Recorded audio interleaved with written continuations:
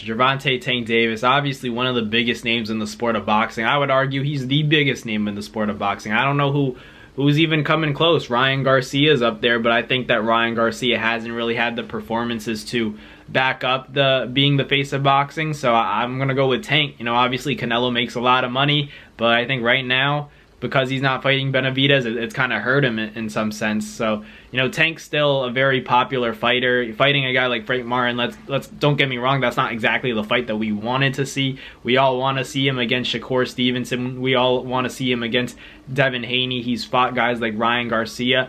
But he's also one of the most respected fighters in the sport. Because why? Because he always, you know, shows out when he fights. Whenever you tune into a Gervonta Tank Davis fight, it's like no other. You know you're going to get a great performance. The only time he hasn't delivered a stoppage knockout was when he had a hurt hand. So that goes to show how talented Tank is and how willing he is to give the fans what they want to see, which is ultimately a knockout. He's a vicious, ferocious fighter, a finisher in the sport of boxing. He's one of the best fighters on the planet right now. And you know, let's just dive into his resume a little bit more. Obviously, he's fighting Frank Martin, and like I said before, maybe it's not Devin Haney, maybe it's not Shakur Stevenson, but this isn't an easy fight. So who has he really taken down, you know, prior to this fight, leading up to this fight? We have Pedraza, who was, you know, a very credible opponent, and I know you guys are going to say stuff about, you know, where he was at in his career past his prime, but ultimately that was Tank's first title shot, and he passed the test, ultimately getting that stoppage. I think it was like in the 12th round, and he ultimately stopped Pedraza. To stop a vet like that and, you know, to really hurt him bad and, you know, put him out against the ropes, it was impressive to me. That was the moment where I was like, man, this kid, obviously not this kid, but, you know, in boxing, he was young at that time, so you were like, man, this kid's the real deal. Like, I'm gonna watch him. And he really hasn't disappointed since. And then you could go up to the Leo Santa Cruz fight, where I believe that was at 130. That was before Tank even made his lightweight debut. No, or was that was at 35 actually. That was he brought Leo Santa Cruz up, I think. Either way, you know, Tank brought Leo Santa Cruz up in weight to fight, and ultimately, you know, Tank basically retired Leo Santa Cruz. I know Leo Santa Cruz fought after that, but ever since that knockout, it really derailed his career, and that just goes to show what Tank Davis is willing to do. You know, that fight kind of hurt for me because I'm a big fan of Leo Santa Cruz, and to see him go out like that with that vicious uppercut, but I mean, you can't throw the same punch 3 times in a row. You know, a guy like Tank is going to catch on to that, and he capitalized on that, and it was lights out for Leo Santa Cruz. So moving on from Leo Santa Cruz, there was also Rolly Romero. Rolly Romero was a pretty big win for him, just because Rolly was a big fighter. You know, he had more of a martial arts background when it came to judo, and he was a late starter, so people are going to talk about that, and Rolly's not that good. But I think Tank's fight against Rolly, what he did to him, ultimately was the downfall of Rolly Romero, because like before that, we were saying, you know, Ryan Garcia fight Rolly Romero, because there was that little altercation where Floyd Mayweather was saying, you know, Ryan can't even beat Rolly because they sparred, and there's that viral clip of Rolly hurting Ryan Garcia in sparring. So at that time back then, that was already a big fight, Ryan Garcia and Rolly Romero. But now, obviously, Ryan's fighting Devin at the Barclays Center April 20th in Brooklyn. At least it's scheduled for that. Hopefully it goes down, because, you know, I really want to see that fight go down. I can't wait, because that's a good sport. That's a good fight for the sport of boxing. And, you know, just going back to Tank and Rolly, that was an electric fight. I remember, you know, selling out the Barclays Center, and all the stars that were there. Madonna was there, Ryan Garcia was there, and, you know, there were a lot of boxing fans in the building that night. A lot of, you know, boxing royalty.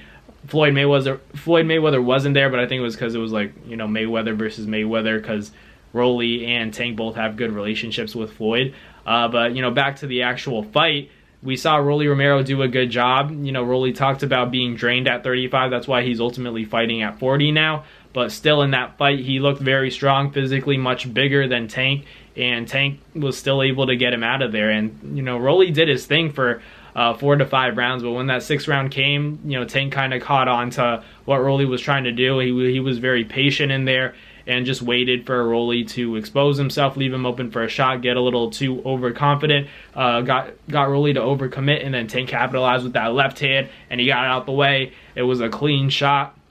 A lot of people said early stoppage. That was not an early stoppage. Rolly was in no condition to continue. If anyone really wanted that fight to continue, honestly, you just wanted to see Rolly go to sleep. And, you know, boxing fans are vicious. Like, we like to see that the most crazy outcome take place, so I get that. But, you know, Rolly was in no condition to continue, and I'm happy, you know, the ref didn't allow him to, because it just would have gotten worse. And obviously, Hector Luis Garcia, that was a fight that was like, bro, you know, we kind of knew that was going to happen, even though Hector Luis Garcia, you know, he some good accolades. Ultimately, Tank hit him with that left boom, and he like couldn't see anymore. Then we go to Ryan Garcia, which is you know, was the mecca of Tank's boxing career so far, because it was by far easily the biggest name and on Tank's resume, and Tank obviously passed the test. I think no one really saw that fight being too competitive. I think everyone knew Ryan Garcia wasn't on Tank's level, and I've been on record saying I do think that the rehydration clause and the catch weight was something that, you know, showed not weakness, but a little bit of vulnerability coming from Tank's side, because like we all think you're way better than this guy, so like why do you need to put a rehydration clause? That's like what a lot of the boxing community like couldn't fathom. We couldn't understand that.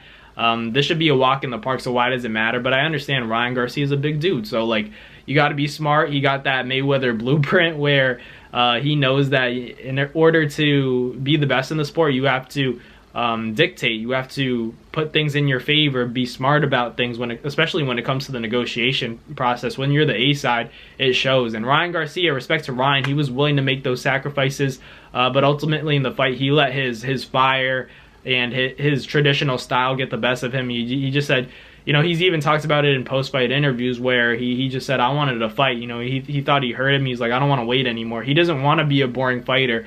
I always say that Ryan Garcia could actually beat a lot of fighters with the correct game plan, but we always hear Ryan talking about how he doesn't want to fight like Shakur. He doesn't want to fight like Devin. It's too boring in his opinion. It's like jab, move. Like, there's beauty in that, in my opinion, but to Ryan, he was like, nah, like, it's just not it. It's just like no one wants to see that. And he talks about you know, Shakur Stevenson, he calls him Shakur Twitterson. Devin Haney only does like 10,000 pay-per-view buys. So Ryan's definitely knows how to talk his way into fights. He knows how to promote himself for sure. And, you know, there's no doubt he's a legit boxer. He's a legit fighter. It's just like, among that elite level, you know, Tank showed that there are levels and there's a disparity in the skill level between Ryan and guys like Tank and guys like Devin. We'll see with April 20th what happens. But ultimately, I think it's fair to say that Tank has a B plus resume, especially in the sport of boxing. But let me know in the comments what you guys think. What do you guys think? Am I giving too much or too little credit to Tank's resume? And let me know why, because, you know, I'm always down to react to comments and reply to you guys.